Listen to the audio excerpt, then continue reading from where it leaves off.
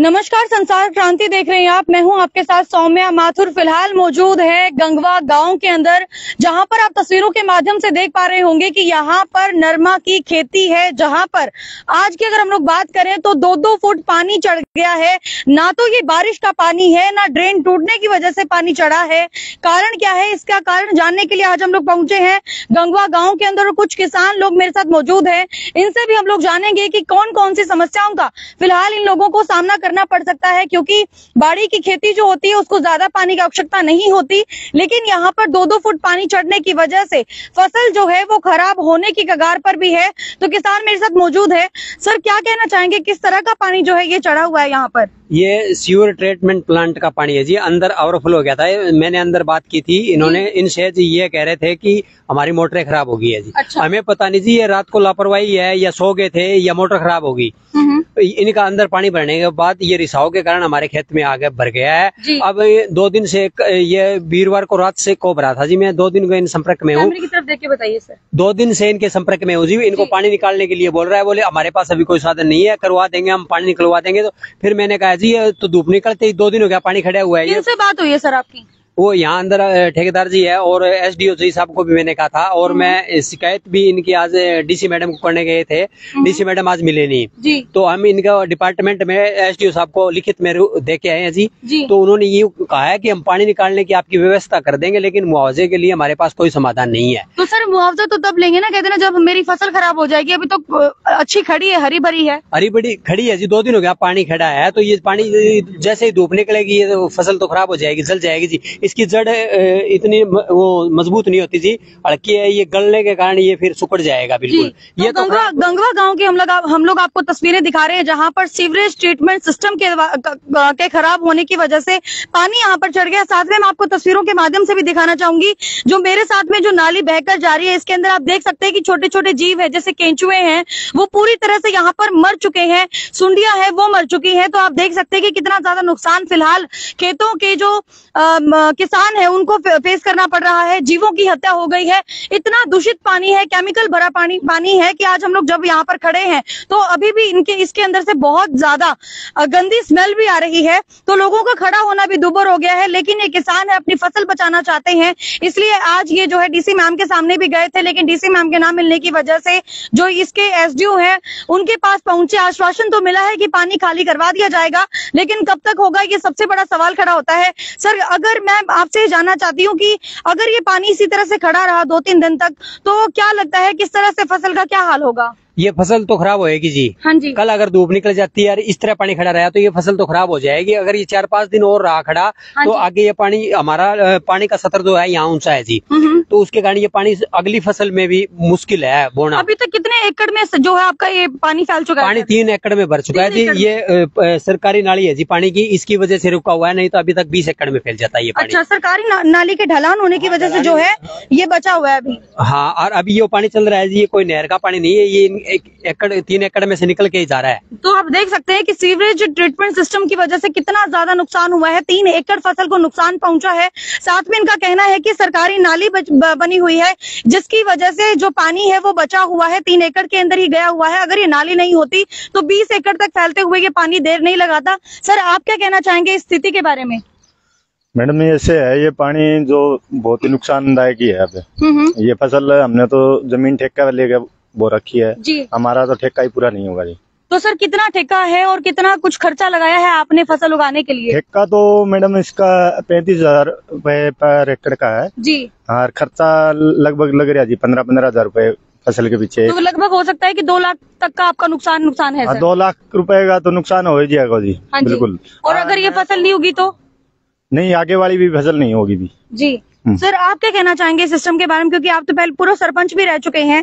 आपसे मैं जानना चाहूंगी कि लोगों की इस तरह की समस्या जब निकलकर सामने आई तो किस तरह के जो है कदम आपके द्वारा उठाए गए? ये जो कमी है ये सिर्फ एसटीपी के जो कर्मचारी है जी, उनकी ही उसके कारण कमियों के कारण ये हुआ है, उनकी लापरवाही के कारण, क्योंकि या तो वो सो गए होंगे जी शाम को, नहीं तो इसको मेरे ख्याल से 10 साल हो गए यहाँ एसटीपी को बना हुआ, आज तक इतनी बरसात आली कभी ओवरफ्लो ऐसी कोई समस्या नहीं हुई है। इन कर्मचारियों की लापरवाही के कारण ये जमींदारों को नुकसान झेलना पड़ता है। तो सर उन लोगों को क्या दिखाई नहीं देता कि यहाँ पर सिस्टम खराब हो चुका है, बाड़ी को नुकसान हो सकता है, खेतों को नुकसान हो सकता है, उसके बाद भी कोई कार्रवाई नहीं करते? क्या उनको दिखाई नहीं देती ये चीजें?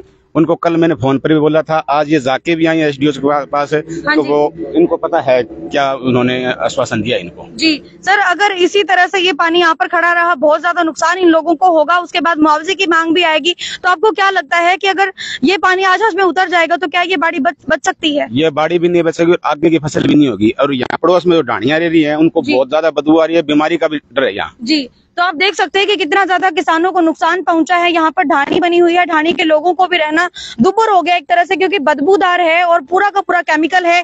छोटे छोटे जीवों की एक तरह से मृत्यु हो गई है इसके अंदर डूबने की वजह से और केमिकल की वजह से, तो बहुत ज्यादा नुकसान जो है किसानों को पहुंचा है। सर, आप लोग कुछ कहना चाहेंगे? हाँ जी, आप कुछ कहना चाहेंगे सर इस गंदे पानी के बारे में? गंदे पानी की वजह से बीमारियां फैलने का खतरा है। फिर ये नरमा कपास की फसल है, ये हमारी खराब हो जाएगी जी।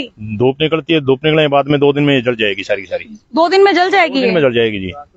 तो आप देख सकते हैं कि लगभग घास जल चुका है इसमें 2 दिन में पानी भरा रहने से, तो ये फसल क्यों नहीं जलेगी? तो आप देख सकते हैं घास जो इसके बीच में सारी की सारी पीली पड़ चुकी है। ये आपको मैं तस्वीरों, हाँ जी, जो जमीन को उपजाऊ शक्ति देते हैं, ये भी, ये देखो जी, ये मरे हुए पड़े हैं। ये देखिए केंचुआ, आप देख सकते हैं तस्वीरों के माध्यम से। ये पानी इधर जा रहा है, ये देखो जी मच्छर पनप रहे हैं, तो इनसे बीमारियां भी फैलेगी जी। बिल्कुल। और ये ट्रीटमेंट के जो कर्मचारी हैं, इन्होंने हमारी तरफ आके क्यों देखेंगे, अपनी दीवार से बाहर। तो सर, मैं आपसे ये भी जानना चाहूंगी कि क्या आप लोग खुद प्रयास नहीं कर सकते, मतलब मोटर लगा के आप बाहर नहीं निकाल सकते? मोटर लगा के हम कर तो सकते हैं, लेकिन हम करें क्या? हमें प्रशासन से भी कुछ रिस्पॉन्स तो चाहिए जी।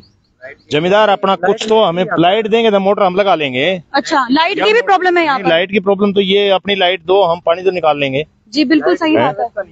हाँ जी, लाइट की व्यवस्था नहीं है, लाइट की व्यवस्था नहीं है खेतों के अंदर, नहीं है। तो आप देख सकते हैं इन्होंने कहा है कि हम लोग खुद भी समाधान निकाल सकते हैं, लेकिन यहाँ पर पानी की व्यवस्था, पानी की नहीं बल्कि बिजली की व्यवस्था होनी चाहिए, ताकि खुद की मोटर लगा के पानी की निकासी कर सके, लेकिन वो व्यवस्था भी इन लोगों के पास नहीं है। सर, लास्ट में यही जानना चाहूंगी, क्या अपील करना चाहेंगे आप प्रशासन से? प्रशासन से अपील यही है जी कि इसको अंदर का जो पानी आ रहा है ना, पहले तो उसको रुकवाया जाए। अंदर इनका ओवरफ्लो पड़ा है जी, वो पानी ये निकाल के ड्रेन में जब तक नहीं डालेंगे तो हमारा पानी ये घटेगा कैसे जी? हम कितना ही निकाल के यहाँ चलाए रखे हैं और इनका पानी अंदर से आता ही रहेगा, तो ये तो भरे रहेंगे जी। ये आपका पानी नहीं रोकेंगे जब तक ये इस पानी का बाहर निकालने के हमारा कोई समाधान नहीं हो सकता। ये समाधान करे कि अपना पानी पहले बाहर निकालें, उसके बाद ये पानी का निकलवाने ये हमारी सहायता करे, हम साथ लगे इनका पानी निकलवाएंगे। और लास्ट में यही कहना चाहूंगा कि इसकी भरपाई भी की जाए और पानी को निकाला जाए, आगे की फसल तो हो सके कम से कम। ये फसल तो आपकी खराब हो गई जी, ये तो फसल बचने का कोई काम ही नहीं, बचने का नहीं है, बचने का। तो ये यही अपील कर रहे हैं कि पानी की निकासी जो है जल्द से जल्द करवा देनी चाहिए। जो सीवरेज ट्रीटमेंट प्लांट एक तरह से इनका खराब हुआ है, उसको जल्द से जल्द जो है ठीक किया जाना चाहिए। पानी की निकासी होनी चाहिए ताकि आने वाले समय में जब गेहूं की बारी आएगी तो गेहूं यहाँ पर उगाई जा सके। कुछ इस तरह की बातें निकलकर सामने आ रही है। तो एक बात ये भी है कि किसानों का ही हाल बेहाल होता है हमेशा, क्योंकि किसान जो है वो यहाँ पर ठेके पर जमीन लेते हैं, 30-35 हजार रुपए खर्च करते हैं, कहीं कहीं पर तो 50-50 हजार रुपए भी ठेके पर जमीन इन लोगों को लेनी पड़ती है। उसके बाद मजदूरों को भी लगाते हैं, यहाँ पर मजदूरी वो लोग करते हैं, प्लांट लगाते हैं, उसके बाद पूरा का पूरा एक तरह से इसको सुव्यवस्थित तरीके से चलाना पड़ता है। आपको पता है कि खेती को सिर्फ एक बच्चे की तरह पालना पड़ता है। उसके बाद अगर प्रशासन की लापरवाही की वजह से उनको नुकसान का अगर सामना करना पड़े तो उस नुकसान की भरपाई कौन करेगा? प्रशासन से हमारी भी अपील यही है कि जल्द से जल्द इस मामले को संज्ञान में लेकर इस पानी की निकासी की जाए, क्योंकि अब तो इनका कहना है कि ये फसल तो बच नहीं सकती, लेकिन अगर पानी की निकासी समय रहते कर दी जाए तो आने वाले समय में जो दूसरी फसल इनको उगानी है वो ये उगा सकते हैं। तस्वीरें हमने आपको दिखाई है गंगवा के बाईपास से, तो आप भी आइए। प्रशासन से भी हमारी अपील है कि यहाँ पर एक बार विजिट करें, देखें, लोगों की समस्या को समझे और फटाफट से उसका निवारण भी करें। बने रहिए संसार क्रांति के साथ। मैं सौम्या माथुर आप सभी दर्शकों से लेती हुई इजाजत। नमस्कार।